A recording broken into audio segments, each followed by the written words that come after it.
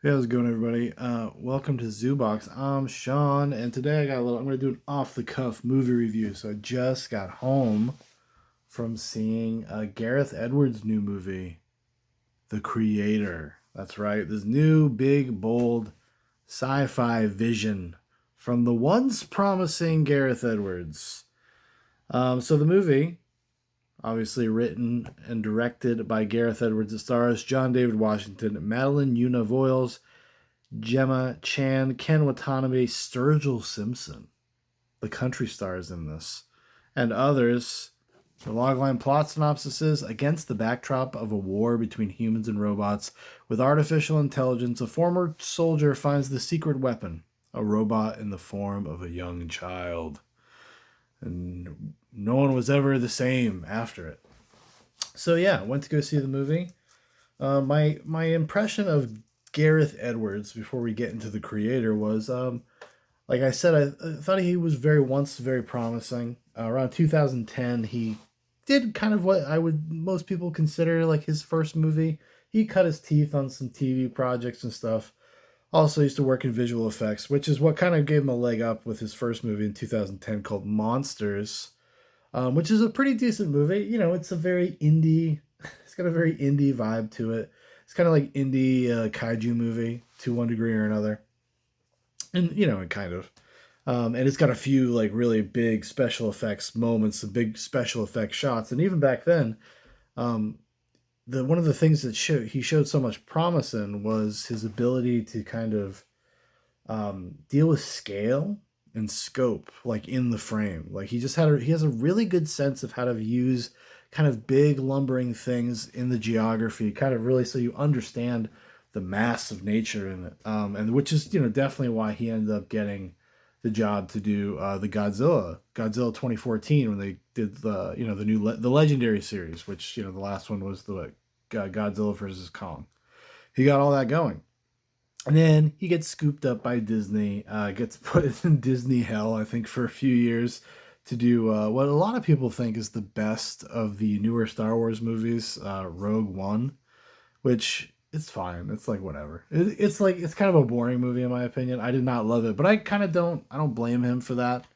I think that's really kind of at the hands of the producers, etc., of that movie. You know, infamously for years, Lucasfilm, Kathleen Kennedy, whoever you want to blame, just could not deal with talent, just could not deal with the directors, and there was always tons of micromanaging, etc. Gareth Edwards, if I'm not mistaken, had the same experience on Rogue One, and I think it might have been Tony Gilroy that came in. I could be getting that name wrong, so you have to forgive me. It's been a while since I looked at my Gareth Edwards lore. Um, and kind of like actually had to like finish the project because Disney just did not trust Gareth Edwards. But that's a tale for another time. So going into this, I didn't know that this was an anticipated thing. I didn't know it was like a passion project he's been working on for years. I had no idea about any of that shit. I saw the trailer, when it dropped a couple months ago, along with everybody else, and I was kind of pleasantly surprised by it. Even though there was just something about it that kind of seemed a little, I don't know, generic. Kind of, it's really taps into the kind of the modern zeitgeist. The fears of artificial intelligence and transhumanism and humanity and how we would deal with all those kinds of things as they all intersect. And but it looked a little generic. But you know what? I decided to go see it tonight because I could. I I had to go see the late showing. It's actually pretty late. It's almost 1 o'clock in the morning. But I was able to go see it, and I like I want to support like an independent, not an independent, but an original IP that is science fiction based and it had kind of a decent budget and it's got that scope and the scale. If you've seen the trailers for it, I mean, the movie looks and feels massive, even though the story itself, which we'll get into, is a little bit more intimate and a little more character centric. The scope of the movie is fucking huge, and if Gareth Edwards nails anything, like I said, as you can see in the trailer, it is that, especially when you see it on the big screen. I ended up seeing this in IMAX because I didn't want to go to the latest showing, so I had to go to the one that was at like 10 o'clock or 9:30ish or something like that, rather than go see it at like 10:45. I'm too old. I'm too old for the 10:45 showing. But anyways, so I saw it in IMAX too, and it just kind of blows your mind, like how fucking big everything is, and what a great job he does with world building and the aesthetic, and just the look of the movie is so cool. It kind of reminded me a little bit of a video game. It's very, it's a very a movie that definitely feels very modern in that way, with those kinds of insights and those kinds of touches from the director, who's clearly influenced by those kinds of media, which makes sense, you know, because I think Gareth Edwards is probably my age or a little older than me, or maybe even a little younger. But we kind of are the first generation of people coming up, and of that kind of grew up with video games and video game storytelling and etc. But I thought he did a fantastic job, like as a director, like just handling the scope and everything of this world and the story itself. I thought he did a fantastic job with that. Where the movie runs into a little bit of trouble is definitely the writing. It holds together pretty well for like, I'd say for the first two acts. Act three, we start getting into some kind of trouble. It just it asks you to suspend your disbelief just a little bit too much, because there are some very contrived moments as the movie goes on, because there are things that they have to do to kind of like check boxes on the plot, that they have like no real good way out of, I suppose would be the way to put it. And yeah, it ends up.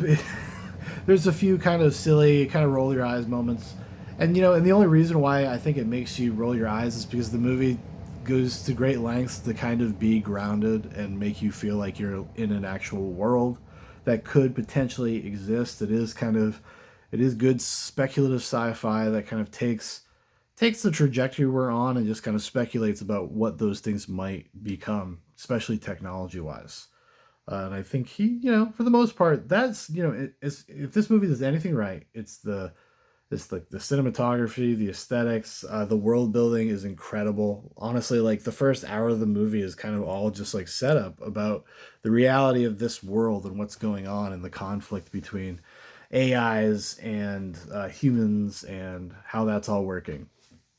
It does start to kind of, like I said, it starts kind of buckling if you really start to think about it, like the implications of some of these things and why it's only this one specific area that's like into helping AIs. It's never very explicit about that, other than to be kind of a labored metaphor about U.S. foreign policy and being the invading force, the bigots that just don't understand like the simple noble savages.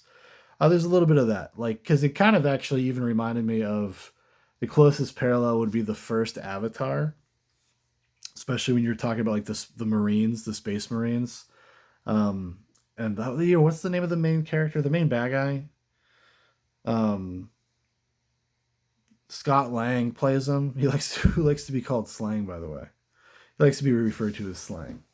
And Allison Janney is kind of if there is an antagonist, like she's the kind of representation of the antagonist, and like this kind of militaristic, no bullshit, black and white worldview.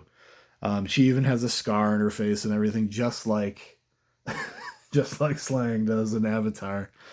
Like, and it kind of made me chuckle. But there's a kind of a cartoonishness to the villains, and the ways in which they're able to follow John David Washington's character, Denzel Washington's son, is a little ridiculous.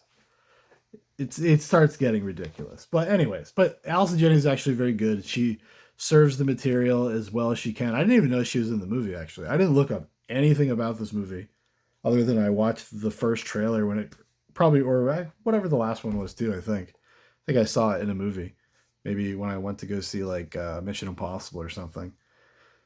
And all these people, dude, all the actors were pretty good. I would say pretty good to great. It is the best thing that John David Washington has done thus far as an actor. I can 100% say that. But the one that was probably the most impressive was the little girl. If you've seen the trailer, you see there's like this little, I got a robot girl with a human face, Alfie. I guess her name is Madeline Univoyles. I don't know if she's done anything else. Let's look together. But she was exceptional. She was really, really, really good. Um, one of the better child performances I've ever seen, and this is her first movie, so good on you, Madeline. Good on you. But everybody kind of brings it. Ken Watanabe, he's Ken Watanabe. He brings a lot of weight, a lot of gravity without having to do very much. Sturgill Simpson, the country star, he's the worst. He's the most flat. Actually, the reason, well, hold on. He's not awful. I don't want to say he's awful, but he is by far a step down from everybody else, and it's actually noticeable. The reason why I realized it was him was because I was suddenly introduced when they introduced his character. You're suddenly kind of greeted with a little bit of a flat performance, and I was like, oh, that's Sturgill Simpson, who I knew for some reason. I don't listen to his music at all, but I knew who he was. So that was noticeable. But like other than that, that's kind of a minor. That's like being nitpicky. He's not awful by any stretch of the imagination. Um, the writing becomes a little reductive. It starts in a really interesting place. It sets up all of these interesting things, and to its credit, it does try to kind of answer questions, close loops, address the things that it brings up, but it does it in ways that feel a little unsatisfying. Like, obviously there's this tension between the idea of like humanity and AI technology and where they intersect. That's kind of the big message of the movie. And I think the movie kind of suggests that it's over for humanity and they should get over it. Um, they're like, oh well, this is evolution. There are children. The AIs are the children of like humanity writ large, and maybe they're the next thing. Maybe they're what's next. It doesn't explicitly say that. It's definitely in the subtext towards the end of the movie. It doesn't spring it on you necessarily, but the way it goes about it felt a little grody. It felt like because it gets very muddled in the third act. Like I said, that's kind of where the problems for the movie reside, is mostly in the third act. I'm sure there's other things if I ever watch it again, I'd be able to kind of notice now having seen the whole thing. But as you're watching it, for that that first viewing experience is when the movie kind of starts collapsing under its own weight a little bit, and it becomes very simplistic. Now, I mentioned before the video game aspect, how it kind of felt a little video gamey. One of the most video gamey things about the movie is the story. I could see this 100% having been like a video game, like a Horizon Zero Dawn type video game. Actually, even has kind of very similar vibes to that game in some respects. But you could see that it's very video gamey. The characters are video gamey, and the resolutions are video gamey, because it's basically a travel story. It's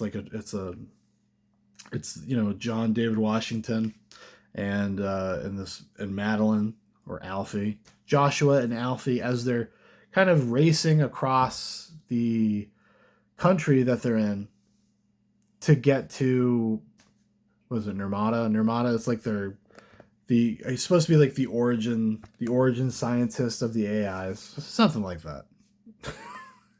Anyways, so they're racing across the countryside, and it just reminded me a little bit of kind of going from level to level, having these kinds of conflicts.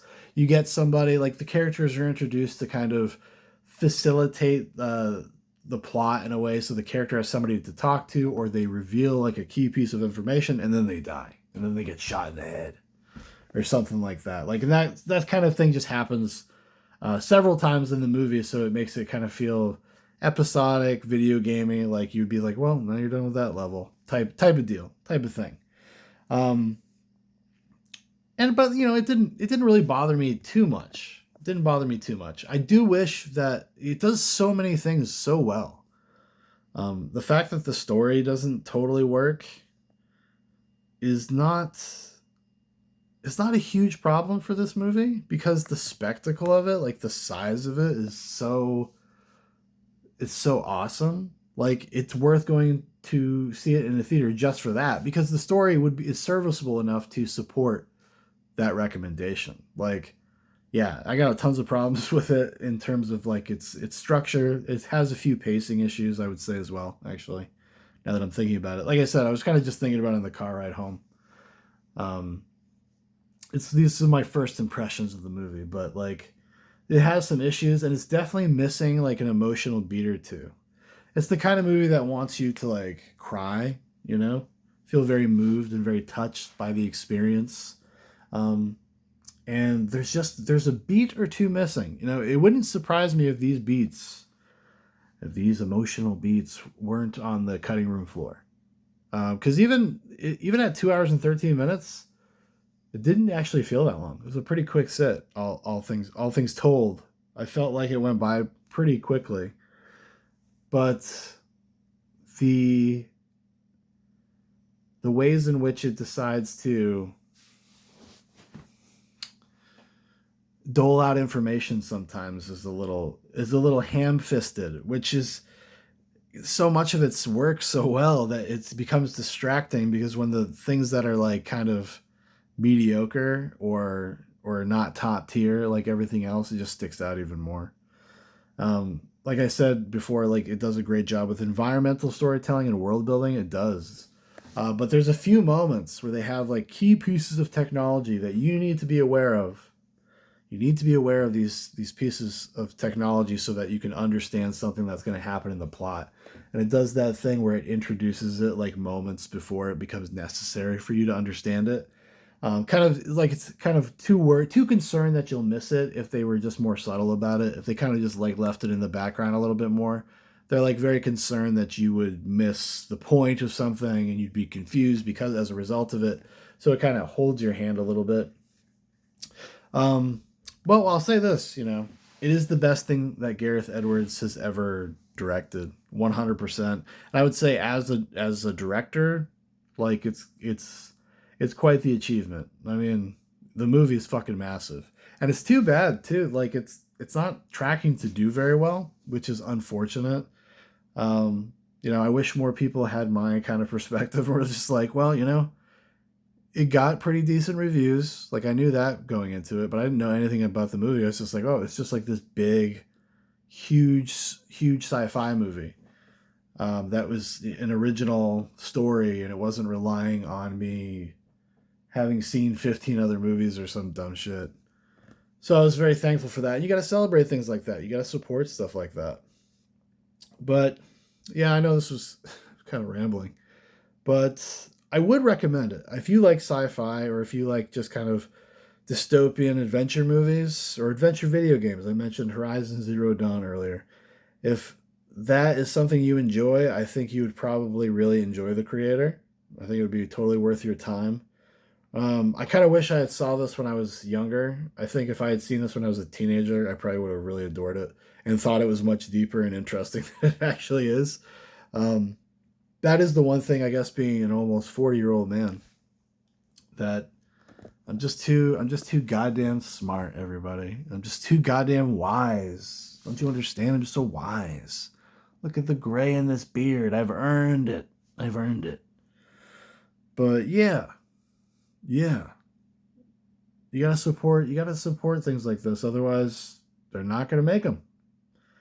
They're not gonna make them. I'm hoping we're headed out of this fucking routine, this blockbuster routine we're in right now. This cycle sucks. It sucks. Like, I don't like the fact that half of the movies that come out that I would have been or thought I would have been interested in like suck ass. I don't like living in that world. But Gareth Edwards, hats off to you, fella. Even if you do have weird ideas about about humanity, maybe just giving up at some point, and how much you clearly hate the United States. You despise the United States. It's so that is one thing I will say, like as a negative, like in the world building and just the amount of times they show kind of this UN inspired new like kind of US Army logo. It looks like it kind of has UN colors. It's like gray and blue. And then it just says like US Army. That's like on all of the military, like big vehicles and stuff like that. And it's constantly reminding you, it wants you to know America is an evil invader. They're colonialists. They do not care about other people's way of life. They only care about their way of life, the Western way of life. They don't respect your traditions, etc. I mean, they even drop that. They even say something about like, well, we in the Western world, we do not accept these AIs. And this is not a spoiler. It happens in the first like 30 seconds. You find out that AIs like set off a nuke in like LA and killed 1 million people. And that's what creates this animosity with the US versus these AI beings. And then they're like, well, we're going to hunt every single one of them down. And that's what they're doing. Hunting them all down. Taking no prisoners. Not housing any traitors. But yeah, even though I think it's got something missing, it's got like a beat or two, emotional beat or two missing. A lot to like about the movie though. It looks fucking great. The score was really good too. Hans Zimmer did a score for this. It's pretty good. It's pretty substantial. But yeah, if you find yourself really bored this weekend, I would check it out, dude. Like honestly, like you kind of need to go watch it in a movie theater, I think, for it to really be worth it.